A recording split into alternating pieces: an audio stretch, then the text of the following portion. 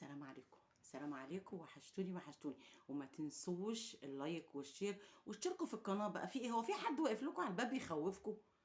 اشتركوا في القناة كده عشان نشهيص كده، وبلاش اشتغل مذيعة، هشتغل حاجات تانية خلاص، مش عشان مضايقكوش. انتوا فاكرين صاحبتي اللي انا كنت بحكي لكم عليها، اللي هي كانت بتقول بيحصل لها حاجات غريبة في البيت وبتشوف حاجات غريبة؟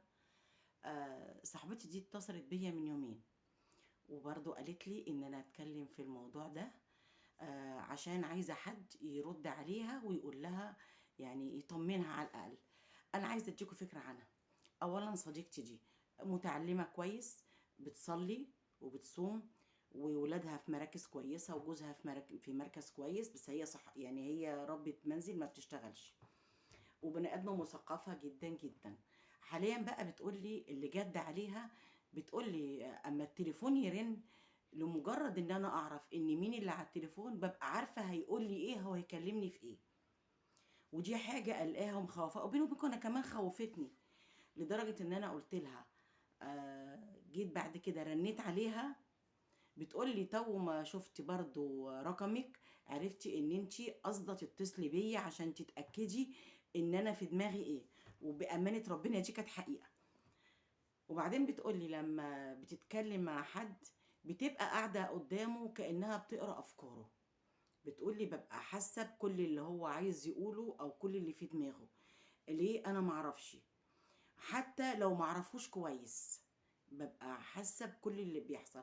بتقولي لو قاعده برضو مع مرات ابني ببقى قاعده وعارفه دماغها بيلف فيها ايه وبتقول ايه وبتفكر في ايه، لدرجه ان هي لو قاعده ماسكه الموبايل ببقى عارفه ان هي ممكن اقول لكم بتكتب ايه.